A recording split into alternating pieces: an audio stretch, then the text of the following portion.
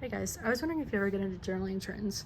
It seems like it's really easy to idealize or romanticize some of them, especially ones that have pages that are just pretty aesthetic, warm colors, pumpkins on them, different textures, and they're really cool to look at. And you see those online, you're like, okay, I want to do that. It looks fun, and it just makes you picture you're in some cabin in the woods by a picturesque lake. Like you're like, okay, I see that, and my life around me will look like that too.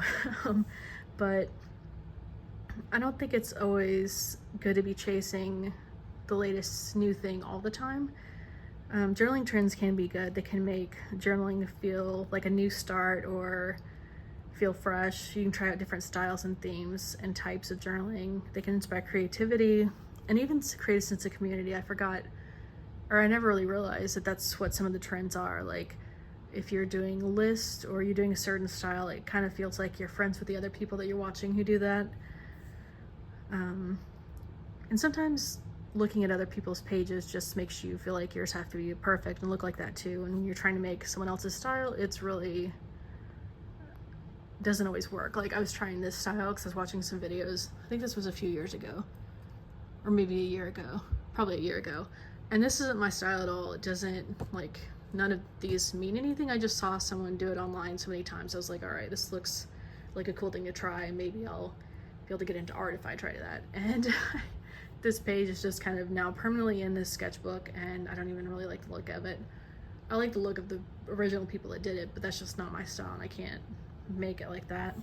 So that's kind of the downside to some trends, is you try to do someone else's style and it's not yours, it doesn't work for you, or it's not fun, or it puts pressure on you to make it look good, or it just isn't, like, it's too time consuming and makes you want to avoid journaling altogether. So yeah, creating a sense of community is one thing I never really thought about with friends, and it can kind of make you feel like that person's your friend, but it also, if you're trying to be like them, it can kind of what's the word, like, if you try to be like someone else, you kind of lose a little bit of your own creativity sometimes, or your own, like, individual uniqueness. Like, this is not my style, and if I tried to come up with something myself, it might have been more me and more unique and not be, I don't know what that is, not look like that. But yeah, some of the downsides to trends are it feels like it can turn a personal practice into performance, and if you try to make it, if you care about how a page looks instead of how it feels, or the emotional aspect or the life documenting aspect, it can kind of make you lose a little, maybe not authenticity, it's a bit strong of a word, but just lose a little of what you want out of journaling in the first place. The pressure to do it right from watching other people is why I almost never watch journaling videos. And seeing other people's pages also can just make you want to buy what they have, and then journaling's more about buying crap than actually writing. Seeing all the pretty pages makes it hard to even value plain text journaling. I do value plain text journaling. I've been doing it for like 17 years, I think. My math is probably wrong. Since fall 2006, regularly. And I've almost, like, most of my pages all that time are plain text. I've tried collaging and I've tried that kind of thing some of the time. I have some pages, like, I don't usually have stickers over this much of the page, but this page is from 5 years ago, and back then I just felt like trying stickers. I probably saw some other people kind of collage, like, layer stickers, and felt like trying it. But yeah, it can make plain text journaling feel boring, or just not like something that seems like it'll be any different. Like, if you write enough, you're like, all right, how is this page today gonna be any different from yesterday's page? And journaling does actually change over time. My journaling I was reading some pages from about a decade ago the other day, and so much about my life is different. Like, some patterns, I guess, are the same, or personality and, like, lifestyle things are the same, but my journaling is much shorter and much less intense than it used to be.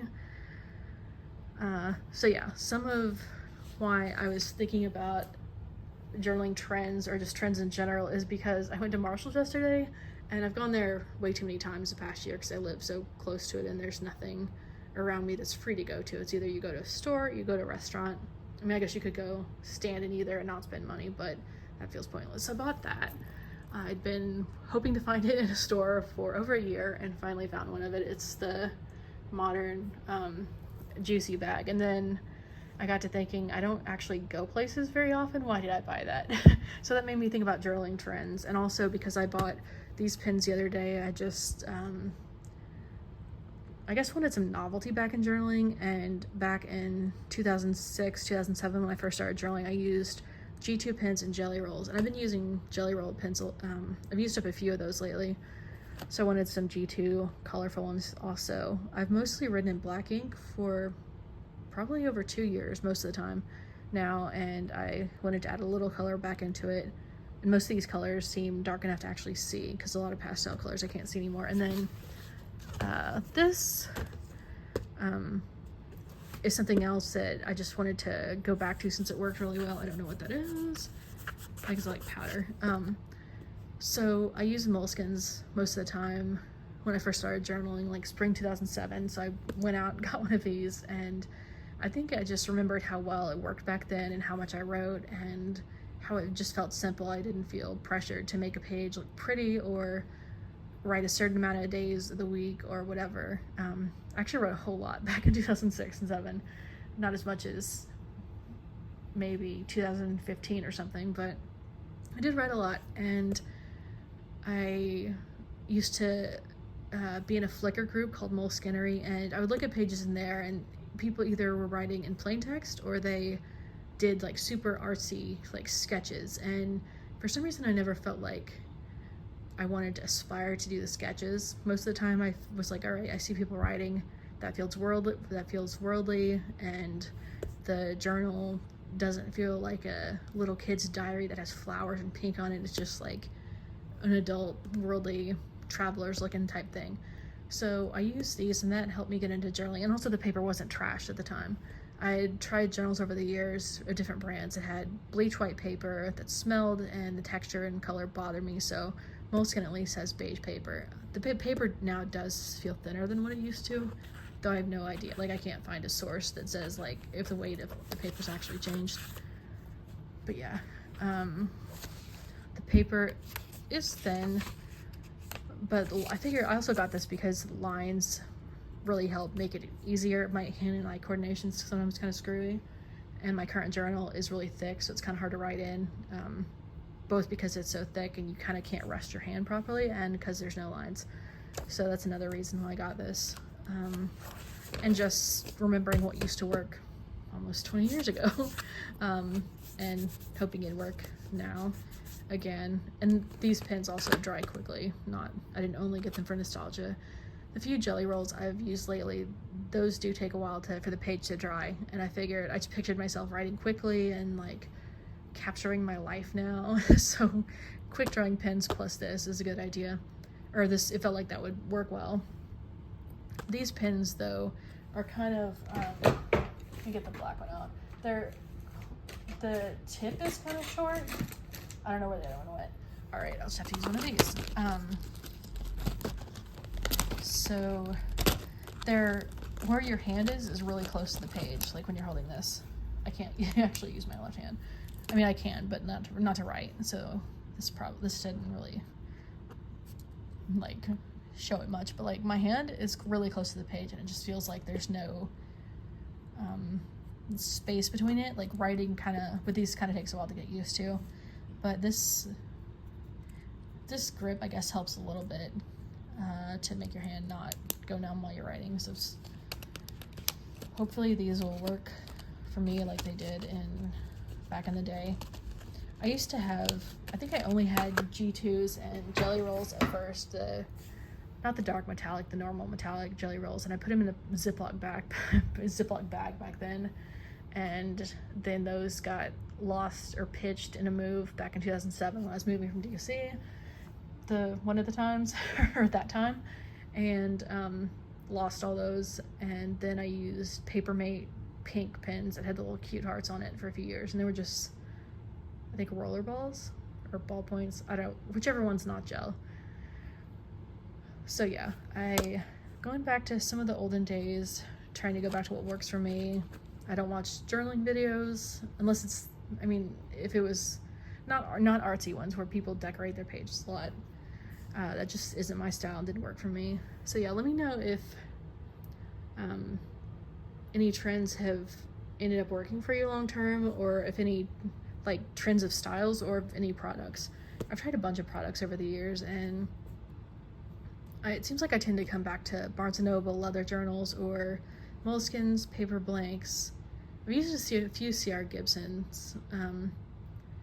Their Instagram changed, and I'm not sure. I haven't really seen their products lately, but I felt they got honorable mention because my childhood diary was their brand. So I've gotten a few. I think I got a purple one from them that I really liked the look of, and I think this was in 2013 now. It's been a while.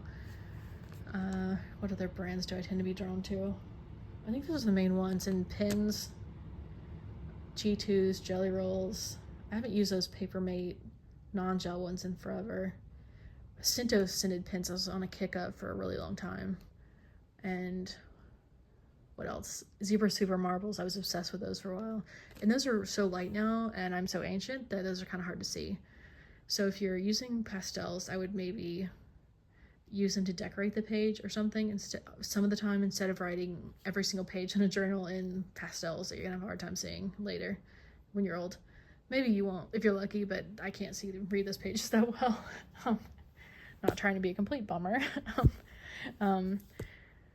But yeah, let me know if trends inspire you or just defeat you, and if products you tend to stick with or not. And this video is getting too long. All right, have a good night. Bye.